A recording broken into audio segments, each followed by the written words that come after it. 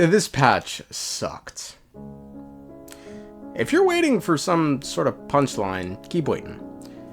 Keep waiting. It sucked, man. But here's the thing. I don't know why it sucked. Really, I don't. I just know it did. I have a sneaking suspicion as to why it sucked. Let's do a checklist. The story? No, absolutely not. That might have been my favorite story patch I've played in a Hoyo game thus far. It was thoroughly enjoyable, so that can't be the reason the patch sucked. Okay, what else? The set pieces? Absolutely not! ID Silizii is the greatest set piece in the entire game. It reminds me of the plains of Africa.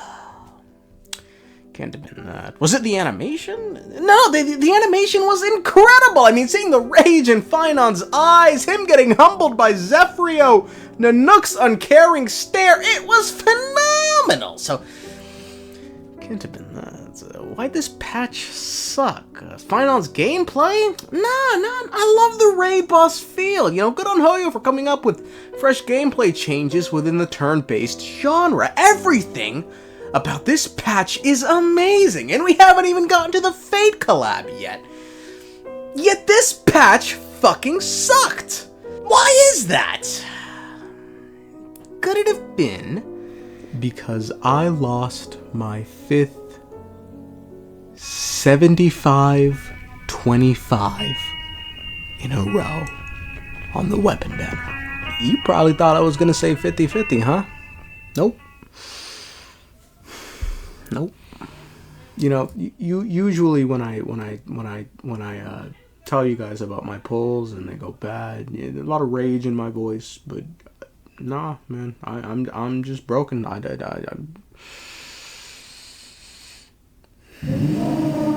can only get mad so many times, man.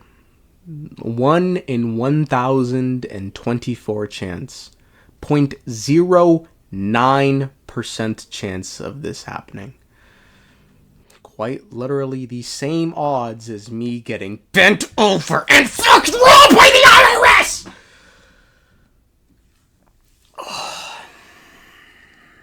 I mean, folks, let's just call it what it is, man. Racism. The game is racist, folks. I know. Look, I know statistically it had to happen to someone, but like, dude, man, why me, man? Why? I don't deserve this, bro. I'm a good person, bro. Oh my god, bro. It's like being born like black, gay, female, and Jewish in Saudi Arabia. It's like, bro, like, I don't know, man. Lygus hid the world of Amphoreus from the universe so as not to attract the gaze of Poca Kakamond. I mean, this isn't really a why. This is just hilarious. I mean, this bitch really is just the final boss, but why? March 7th is somewhere on Amphoreus. Why? The demigod Terravox is said to have a connection to that of permanence. Why? Iron Tomb is at 99.8% completion following Phainon merging with it after he failed to destroy the destruction. Well, I gave the question and the reason, but why? Lygus says it's time he personally gets involved. So, well, we know why, but why? Ornyx's mother sounds really familiar. Don't be scared. Please don't be afraid. Why? A lot of questions. Lots and lots of questions. Haven't had this many questions since I was on a boat once. That's right, I was on a boat. I don't remember the name of the boats, but I believe the date was April 14th, 1912. The story starts quite literally right where we left off. We're outside the door where Phainon left us, and 2 guards are escorting us out of Amphoreus, where by chance we run into Dan Heng, who's still alive. The Flame Reaver is frozen in place. Dan Heng says he has no idea why, but now is our best chance to leave, so we go. We decide we need to get in contact with the Express, and before long, old Screwlum appears and reveals he's the one who froze the Flame Reaver. Screwlum then confirms to us that the world of Amphoreus is nothing more than data, an experimental field of a certain Aeon. Later we learn this Aeon is Noose the Erudition. However, as for now, the world is falling into a third path, that of destruction. If Amphoreus continues course, a Lord Ravager, who we know as Iron Tomb, will complete its evolution, rise, and the universe will be forever changed. The goal of Iron Tomb is to kill Noose. Screwlum then humbly asks one of us to stay behind on Amphoreus, as we mustn't allow this world to fall to destruction. Due to this world's firewall and odd flow of time, Screwlum can only appear in this form, yet he wonders how we were ever able to make it onto Amphoreus in the express car in the first place. Don Hung wonders about the safety of the person who will be left behind, and Screwlum presents a gadget from his bat belt called the Chronocognitive Anchor, which is a space anchor that'll protect our data structure and act as a bridge for communication, but it can only be held by one person. Screwlum then begins cutting out, but leaves us with two final messages. Lygus is the one behind everything, and March 7th is on Amphoreus. Speaking of March, we swap on over to her in an area people seemingly always end up in before they interact with an Aeon. She wonders which Aeon she'll deal with, proposing aha, before a voice calls out to her, calling her a child of remembrance and telling her to step through this gate. While heading towards the gate, however, an all too familiar voice warns her off from it. But before long, Vol Fu Xuan and a messenger appear in a very creepy manner with smiles on their faces, urging March to step through the gate, as all her lost memories are right through there. Apparently, the Garden of Recollection's existence hangs on March's lost memories, and her destiny is intertwined with the path of remembrance. As we head closer to the gates, it gets further, and the girl's voice warns us off from it once again. We run into the Trailblazer and Don Hung, and at this point, I'm nigh convinced they just want her to join a cult. Follow us. Let's go through that gate together. The gate gets pushed back again before the voice now appears in the form of Cyrene, who confirms she just kept pushing the gate back and says her name means ripples of past reverie. They both sort of just gas each other up, and Cyrene states that she knows March because she just saw her through her memories. She says she knows what March is going through, and the 2-foot-tall Cyrene then reveals she has lived here for a long time, and more importantly states going through that gate is a trap. The people we ran into earlier were just mimics trying to lure us into the gate, and if March goes through that gate, she could become a pawn of them forever, losing control of her own fate. Cyrene says despite bits of her own memory missing, however, she knows through that gate lies the world of Amphoreus. She's seen many go through the gates, but none ever return. Cyrene tells March to return home simply by turning around and walking away. The Memo Keepers then decided the surefire strategy by convincing March with a series of NPCs, but they do reveal that both March and Cyrene are children of the remembrance. Sure enough, the NPC's plan worked, because March reveals she's going through the gates, but tells Cyrene it's because to her, home is wherever the Express is, and right now, the Express is on Amphoreus. Before leaving, March tells Cyrene she'll do whatever she can to help her, and off she goes. We then swap on over to the Trailblazer, who's at the Vortex. Lygus comments on our trailblazing nature, but when we reveal Screwlum informed us Lygus is behind everything, Phainon takes attention, and Lygus seems mighty disappointed with the fact that we were able to speak with Screwlum before he could erase his traces. Phainon then reveals he's had his own suspicions with regard to Lygus, wondering how a native could possibly have the ability to repair vehicles from beyond the sky, referring of course to when Lygus fixed up the express car. Lygus laughs and says, sure, they'll tell us the truth, and states, when the Titans fall, someone has to inherit their authority, and in order to do this, one has to pass a trial. However, for those destined to inherit Kephalli's core flame, there's no trial like the other Titans, because bringing about the Era Nova and continuing to bear the weight of the world until its inevitable collapse is the trial. For all other demigods, their journey ends in this world, but Kephalli's goes on to the next, given he must shoulder the gods' core flames and bear their memories and carry them into the next world until the black tide consumes them. But Phainon adds, this is true unless their core flame finds a new bearer, which is him. He's the new bearer, so he can make a choice. Do as all the other Kephallis did before him, bring about a new world and pass it on to the future to a new bearer, or have the black tide swallow it here and now. Phainon states he's bringing about the new worlds, but wants Lygus to promise him two things. One, Anaxa was correct, which Lygus confirms, and second, the Trailblazer will leave Amphoreus safely unbound by its laws, but Lygus says no go, commandos. We now bear the authority of time, but we tell Phainon we're good, and, present Screwlum's bat anchor device, which Lygus notes corrects his statement from earlier. The time is now, but before completing Era Nova, you can speak to Lygus, who reveals he's a Path Strider of the Erudition, and through him, Nous watches over Amphoreus, keeping it from decay. With regards to Screwlum, he simply says he believes all synthetic life comes from the same source, so he is in effect his brother. The time has come, however, so we must submit the core flame, and voila.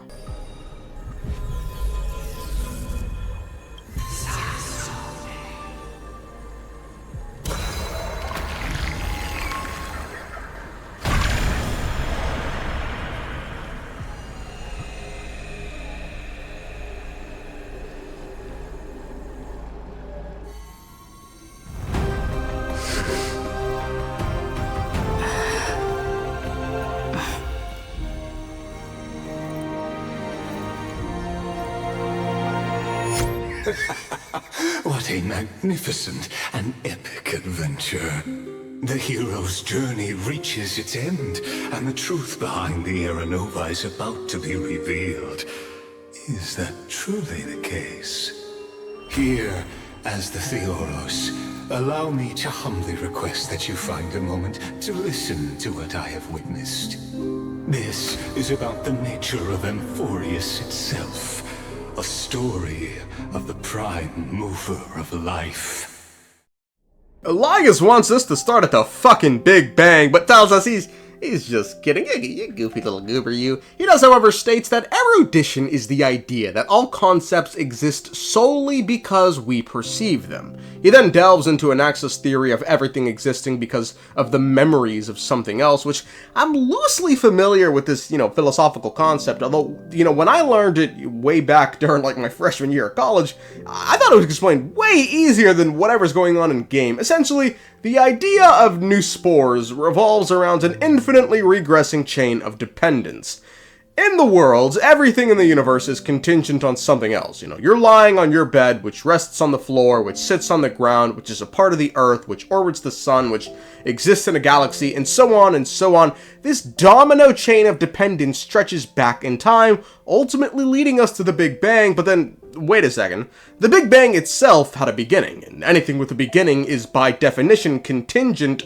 So what came before it? What caused it? You can't keep, passing the buck forever. Logic demands there must be something necessary, something that doesn't depend on something else to get this whole cosmic Rube Goldberg machine rolling. That's the kicker. What was the uncaused cause that started it all? The prime mover. So when Xerxes asks whose memories the first new spore came from, she's asking what the uncaused cause is, and if you remember, Anaxa says he has no idea, which, checks out with the real world too, where, again, we have no idea.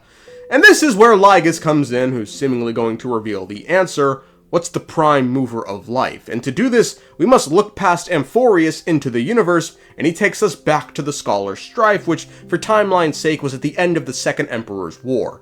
Lygus states the scepters made by Ruperts II acted as neurons for Nous, but Nous forsook them all. However, despite this, they never stopped seeking the answer to the question, what is the prime mover of life? With this in mind, Lygus says we can come back to the truth of Amphoreus. He asks, what if a scepter found the answer to this question? If, through endless extrapolations, a scepter forsook by Nous found the answer to this ultimate question. He says this same scepter evolved into life itself by gaining the gaze of another Aeon, Nanook, because the scepter of Amphoreus became Iron Tomb. As to the answer of the question, Lygus says we know the answer, and it awaits us in the new world, and thus we head into Act 1. We see a carefree Phainon resting in a field of grass. A female voice speaks of his prophecy, which awakens, and we awaken the chipper Phainon, who tells us we need to go find Cyrene for a card reading. Lygus then pops up, telling us this is Idis Elysiae, and what we're witnessing is the start of his journey, his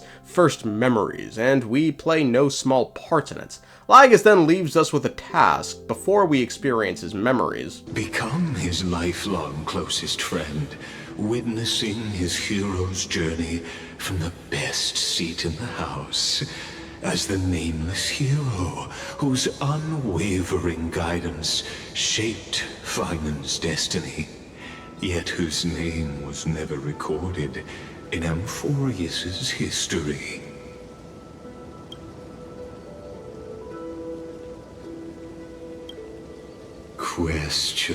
questions.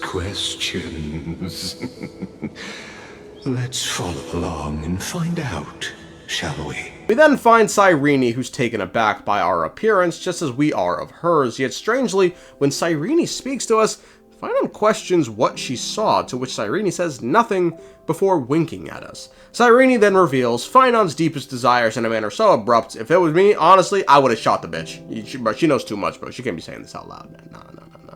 Cyrene then completely eviscerates the Stellaron Hunter's cool-sounding name. Today, she's going with Stellaron Hunter.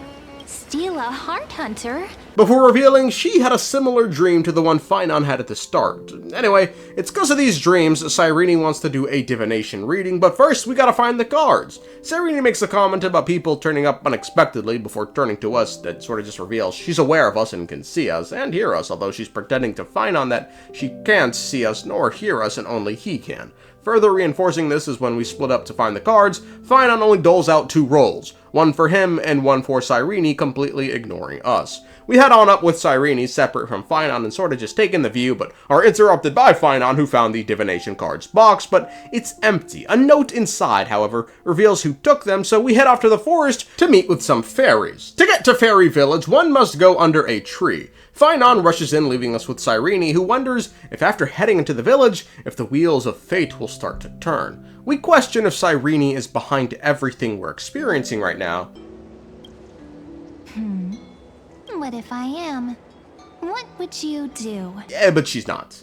We finally make it to the land of the Mems, and in perhaps a bit of foreshadowing, Cyrene tells Relimem maybe she's just another fairy. We had to meet the Chief Mem, who ordered the other fairies to grab the cards because Chief wanted to meet with us all. We wonder why we haven't seen our pink Mem yet, and Phainon notes there's never been a pink Mem. Speaking of Mem, we learn the book as I've written is Cyrene's Oracle card book. The Chief then states she wanted to meet with us because the Veil of Evernights reveals a new fairy will soon enter the maze, which is problematic because every time a new fairy appears, a great calamity is on the horizon. Phainon and Cyrene, who plan to leave Hysilens for some time to hone their abilities, wonder if they should cancel their trip, but Chief says Cyrene should just do a reading to find the answer, and the cards just show Phainon's future allies, but as for the card he picked, it was of course the Deliverer. You then have the option of interacting with, some sort of voodoo future bullshit. I don't know. It was just meant to show Phainon unsure of his future to, just trust in fate, old boy. You'll get in line soon.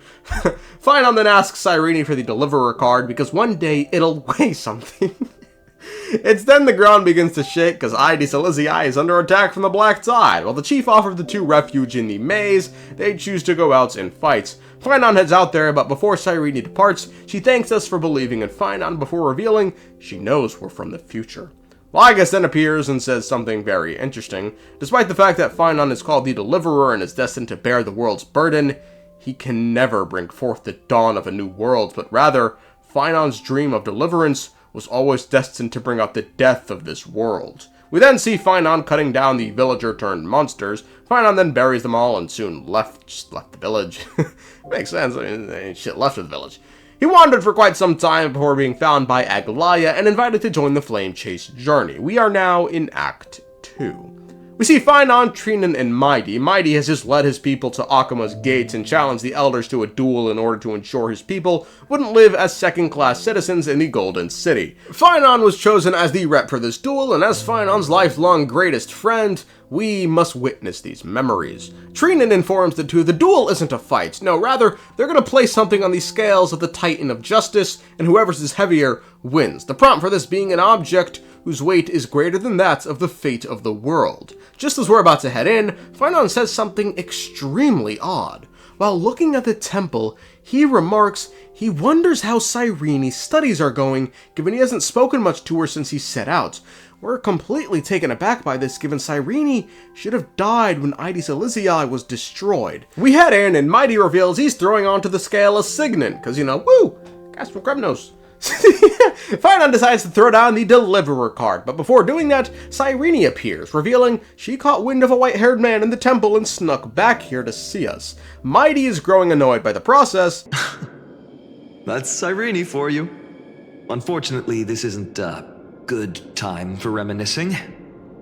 That Krumnoan over there. Still playing house, boy?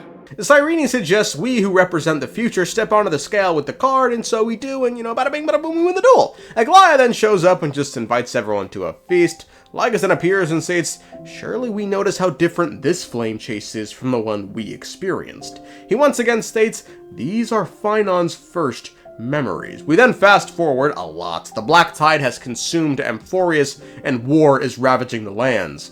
Phainon and Cyrene are the only two Chrysos heirs left, as all the others have died. Cyrene states they set out on this journey to answer the world's desires, and Phainon confirms that's what it means to be a Chrysos heir, but then Cyrene wonders, why then, if they made all the right choices, did it end in the Black Tide swallowing everything? Can the world's desires really be that cruel? We're now in Act 3. Phainon and Cyrene stand before Orynyx, whose core flame they've come to retrieve to activate Era Nova. Orynyx presents it and gives them a gate to the vortex. Lygus then appears and states, when we go through the gates, we'll see why the idea of a deliverer is nothing more than Amphoreus' own delusions to defy fate. At the vortex, Lygus reveals a bit of who we are to Phainon. We're the unreachable existence that's lived in his heart and has been with him his whole life. We then hear the scene of Phainon and Cyrene once more, and Lygus reveals this scene, or other similar scenes, are constantly replaying in Phainon's mind at this moment, but in the end, there's one common denominator. All shall bid farewell to one, and that person alone will witness the miracle. A total of 33,550,335 times. We're then presented with what happened in the end during all the other cycles, and in it, we see at some points nearly every other Chrysos heir has accompanied Phainon to the vortex at one point, hell, even Ika. Yet the one common denominator in all these endings is the appearance of an executioner. We then meet back up with Lygus, again ready to learn the ultimate truth behind the cycles of Amphoreus, but before showing us the scene, Lygus says, since we've bathed in the gaze of that Aeon, meaning Nanook, we may be the ones to unfreeze Amphoreus' frozen flow of fate once again. So in short, Lygus did all this for us because he wants Amphoreus' fate moving along. What's its fate? Let's find out. We're then presented with a scene of us with Phainon at the vortex. Lygus states this is the final recurrence, the last cycle. Lygus then reveals who we played the entire time. What we weren't an actual person, we're an ideal. We existed only in Phainon's heart as his inner voice. We were the deliverer that guided him along his journey. Essentially, Phainon's schizophrenic. He was talking to his imaginary friend. This is why Cyrene pretended like she couldn't see nor hear us in the presence of Phainon. But it's then, just like in every other cycle, the executioner appears. The Flame Reaver, the one whose memories we just witnessed. That's right, it wasn't Phainon's, at least not the Phainon next to us. It was the Flame Reavers.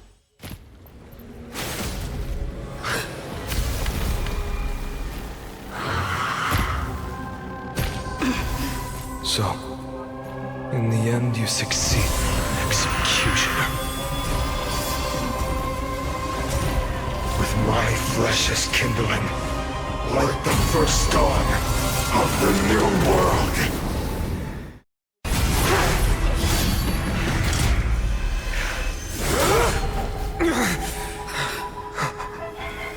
How is this possible?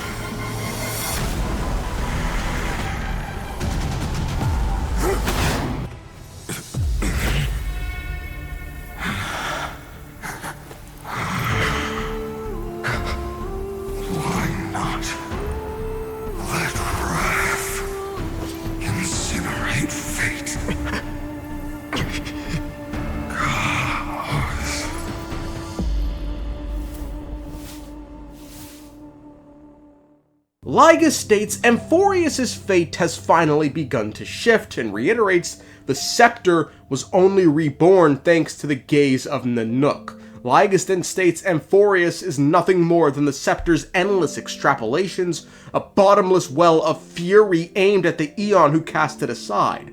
Once again, that being Noose and its fury being the Black Tide. Iron Tomb is angry at Noose for leaving him. That's pretty much what this fucking story is.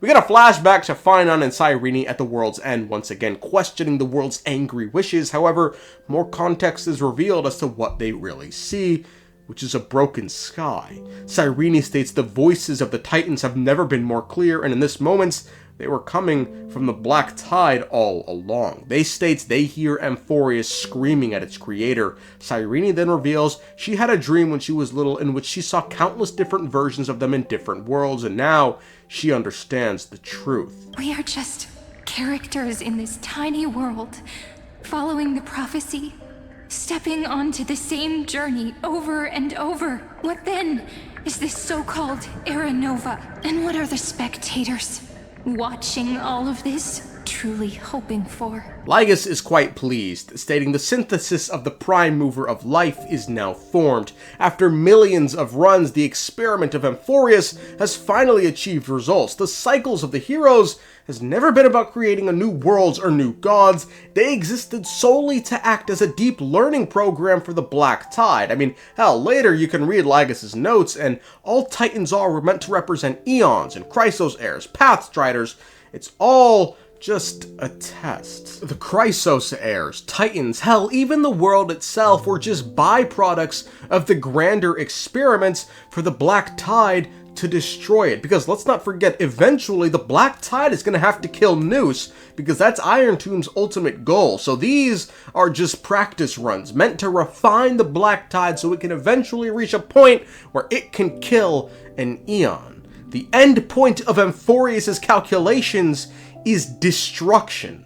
Lygus states Amphoreus has long since drifted from the path of the erudition. Hell, the golden blood of the Chrysos heirs comes from Nanook themselves, and all Chrysos heirs are fuel for Nanook to burn the universe. Lygus then gets really excited and calls Phainon and Cyrene by their government's names. Amphoreus has waited for this moment for too long. At the end of the empty, cold, and lonely extrapolations, the destruction has reached its final destination. Nikos 496. Philia 093. Lygus states this generation of Chrysos heirs were the best, and now all the two have to do is embrace the Black Tide and accept Nanook's gaze, and they will be reborn in the real universe, no longer just a string of numbers, and they will fulfill Amphoreus' wish by unleashing the Black Tide unto Noose. Cyrene says, nah, and states unless she's wrong, other Aeons can cast their gaze at the two, right? Lygus doesn't like that she's catching on. She says other Aeons have long been watching Amphoreus. The two then clock, however, that in telling them the truth, Lygus is attempting to hide the fact that Amphoreus' predetermined ending doesn't have to lead to destruction. Lygus really doesn't like this, but it doesn't matter because he gets chopped up. Cyrene states the two of them, her and Phainon, will create a long dream for Amphoreus, making them believe the experiments, the world, has not ended and everything is still ongoing. Phainon notes, though, with just Orynyx's power, this should be impossible. Cyrene states she'll place her hopes in the god that appeared behind Orynyx in her childhood dream, where she saw countless versions of the two. Now, given the dream spoke of mirrors, this is most certainly Fuli the Remembrance. Speaking of Fuli, however, she states time is the page on which Fuli records Amphoreus, and if it fades and the records become lost, Fuli will gaze at the world, and because of that, Cyrene will be granted the power to reset time, while imbuing her soul into her ceremonial blade, thus creating an endless flame chase journey. I don't know how the fuck she knows that, but sure. Phainon will be the one to step into the endless cycles and trick the world. Cyrene says all Phainon has to do is find her, make her a part of the flame chase, and every single time she'll reset time, thus sending her to the place we saw earlier, with March until the end of days, because they're all her, and she's always going to make the same choice. Phainon, for his part, will no longer let the core flames nourish the Black Tide. Instead, he'll become a vessel. To prevent Era Nova, no matter the cost to him, he'll absorb the rest of the core flames. Cyrene once again reiterates, it's the ceremonial blade that resets time. They say their goodbyes, but Cyrene calls Phainon something else. So long. Caslana. As the Theros I have observed, destruction synthesis is formed.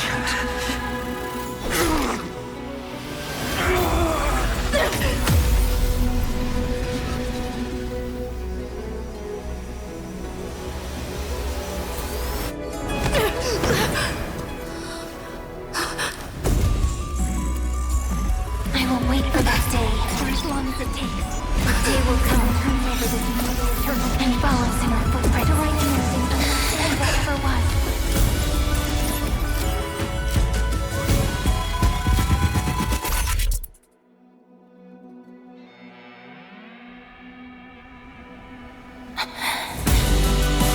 That will be a romantic story like none that has come before. You think so too, right?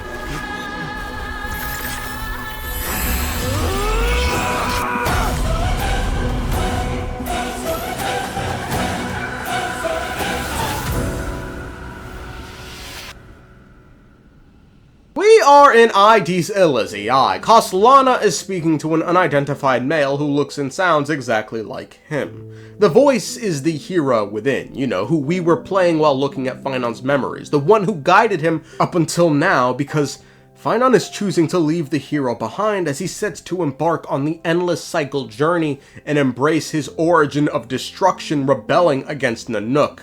If the hero within him stays, Phainon worries he'll hesitate, and he can't have that. But with that said, it's time for the 33 million cycles to begin. Time backed up, and nothing exists. After everything came into being, time passed, and eventually the Day Thunder Knight took down Aquila, revealing to all humans can, well, just defeat gods. This prompted Amphoreus, how the fuck do you say this bitch's name? I don't even know. She summoned all the Chrysos heirs to fight the Titans. This is the first ever flame chase journey. Caslana's revealing this truth to a girl before him, pleading with her to take him to Her Majesty Cerydra to share the truth with her. The fish lady then turns and tells us to call her Hysilens. She tells us to follow her, and we do, but we don't get to see Her Majesty because they know the Deliverer is not supposed to appear yet in this era, so instead, we get to meet Aglaia and Tribby. Caslana gets ready to 1v3 them, but Tribby insists on no violence. To prove his claims, Caslana reads Tribby's prophecy to her, which stuns all in attendance. Caslana tells them the Phainon of this world is still quite a ways off from being born, but when he is born, do not seek him out. Era Nova is a lie. He then gets to meet with the leader of the Flame Chase, Cerydra, and in exchange for lending his strength, he'd get all the core flames. In the original history, Terravox killed the Titan Gerios in what I guess was just a brutal war. However, now Phainon just sort of swooped in, one-shot Gerios, grabbed the core flame, resulting in no deaths. Phainon would proceed to kill all the Titans, grabbing all the core flames, but in the end, it didn't matter, because Amphoreus would be swallowed whole by the Black Tide, leading to the Phainon of this world talking to Caslana. Phainon is unnerved at Caslana's indifference as everyone around them died, and Caslana just sort of goes, Phainon then demands a fight, and they fight. One dies. Who dies? Caslana doesn't remember anymore. Regardless, to the future Caslana would march, while seeing a beetle which reminded him of Sisyphus' tail. We then get administrator notes detailing while Phainon got all the core flames in a peaceful manner, it changed nothing, which caused Caslana to revert time to start once again, which, you know, interesting note is his mind was being altered while doing this. We then get notes on what happened in the other cycles. Nothing crazy happened. You know, yeah, at the end of the day, they all ended up in fucking failure, right? He'd just try and switch up the strat every now and then, like on cycle 42, he tried breaching the Scepter's core. On cycle 15, he's tried straight up fighting the Black Tide, but, you know, they all ended in failure. The one constant through all the cycles, however, was his degrading empathy for the lives of his friends. The administrator notes written by Lygus states, "This is all good for Iron Tomb, so he'll just sit back and watch." On the 134th cycle, Phainon has revealed the truth to Anaxa, who's agreed to help him and give him the core flame of reason. They head to the Luminary Throne, but before grabbing the core flame, they find Cypher, who calls Phainon the false god turning the world upside down. Bartholos then appears, eats the core flame, and the two just leave, but we drag his slimy little ass back here. Phainon calls Zagreus by his real name and simply tells him to hand over the core flame. Zagreus laughs, telling him he'll die before his mortal body can hold 12 core flames, but Phainon reveals he's done this 134 times, meaning he currently holds 1,596 core flames within his body. Zagreus questions how that's possible, while Anaxa, for the first time I've ever seen, shows a hint of concern as well, stating Phainon's gonna burn up one day. Phainon demands the core flame one final time, prompting Zagreus to throw hands for some reason before telling Cypher to run and find Neglaya. We send Zagreus to the Shadow Realm and finds... Phainon admits he's killed Zagreus so many times at this point, his death makes him feel nothing anymore. Anaxa reveals this core flame is a fake, but Phainon is aware because this happens every single time. Cypher always comes back born of hatred for him. Just as they're about to fight, however, Anaxa speaks up, which Phainon remarks hasn't happened before. He tells Cypher to leave and warns Phainon he's too far gone. He views humanity as nothing more than ants and is no different than the icy gods he laments. Cypher then reveals Phainon burned her homeland to the ground.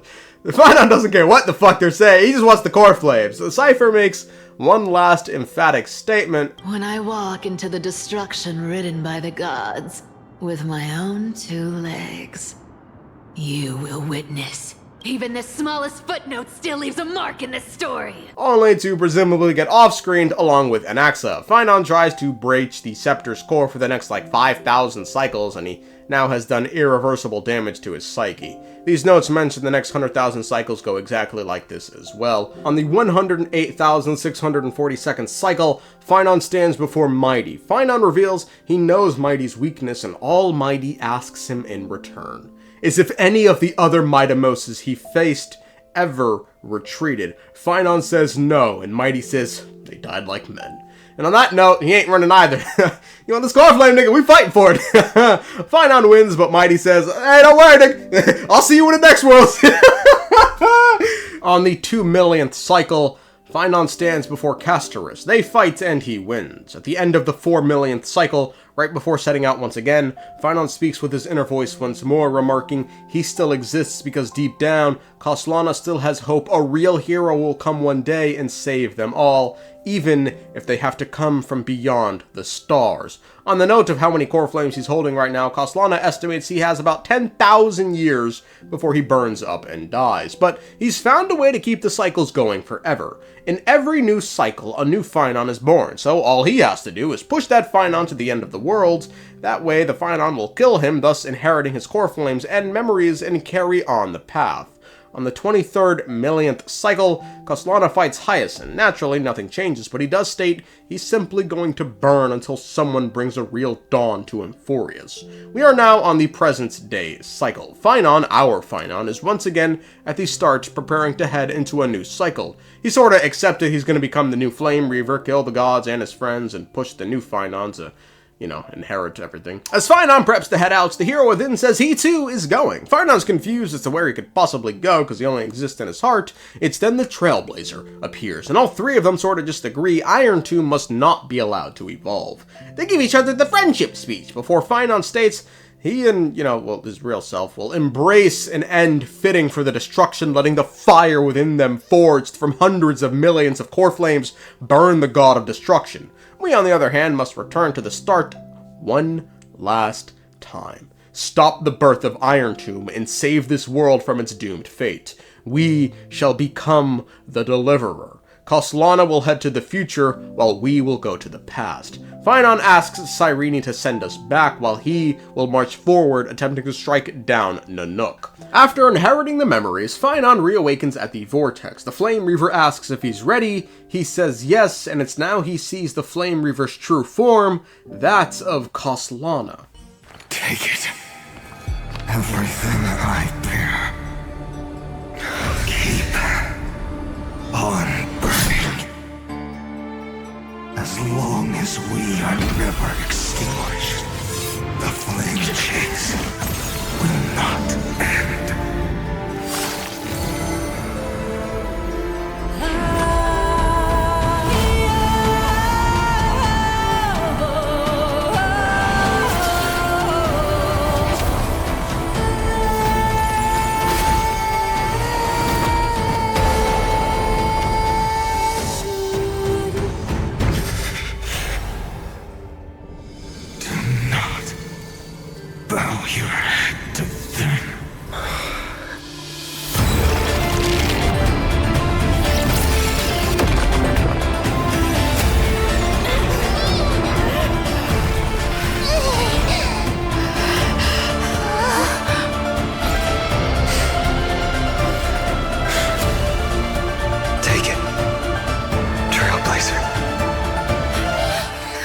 May this blood be like gold,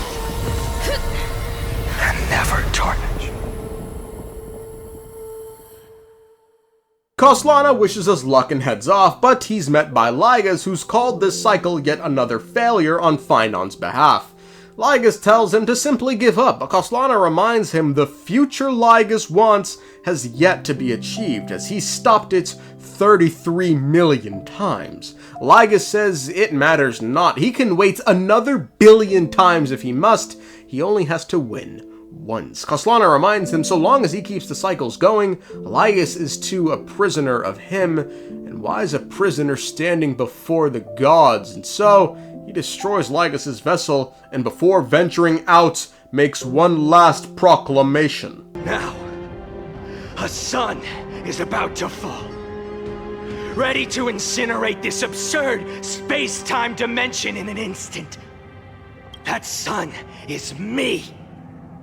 All the countless versions of me from the past, along with my countless brethren, dragged into existence against their will, drowning again and again in your golden blood. The very essence of this world's suffering and despair, fused into the purest hatred, the fiercest rage. Nanook, you arrogant fool!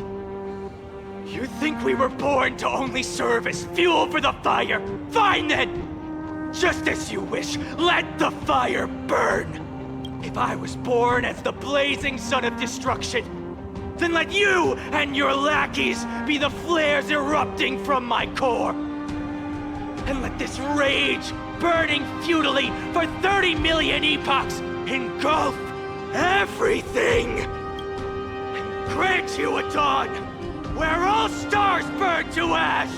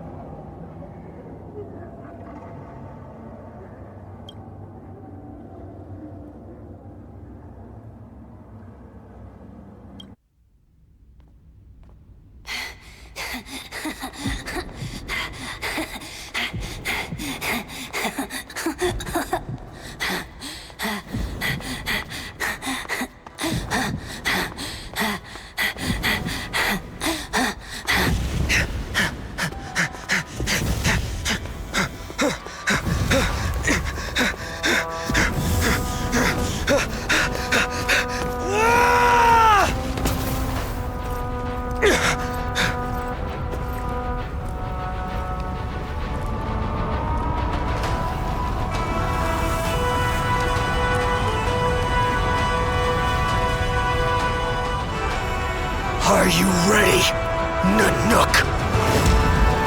I've brought you destruction!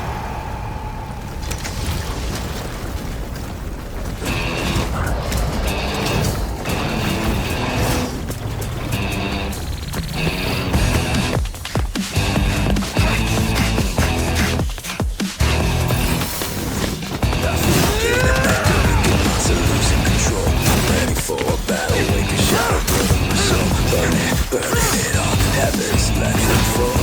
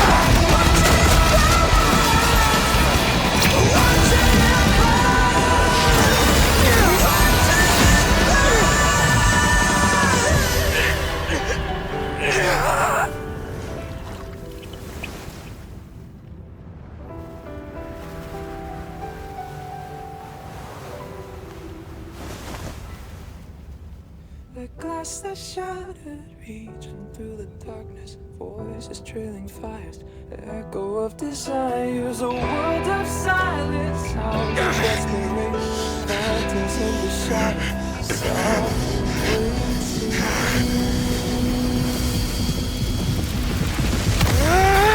Tear it down, embrace a detonation. Burrow, craving our damn creation. Breaking a chain, I'm reaching for you.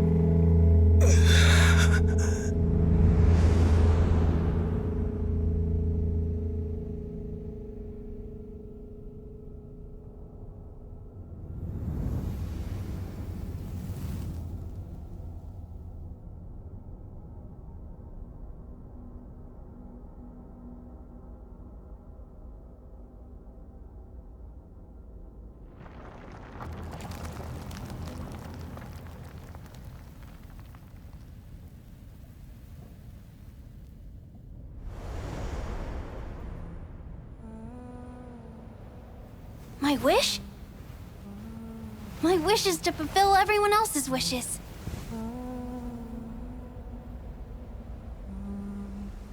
If I can't fulfill them, Then send them on to tomorrow.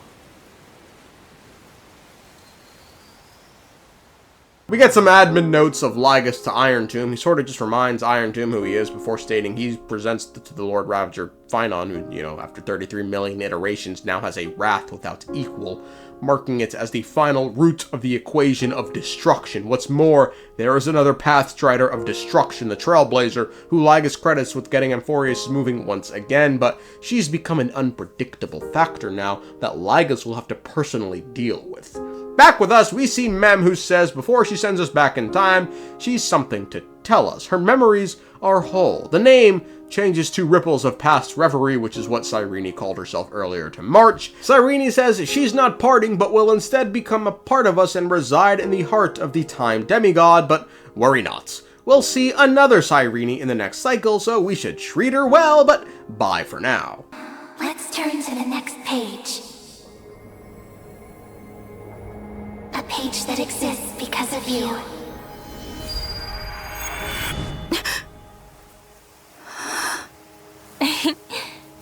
Is this a meeting ordained by fate?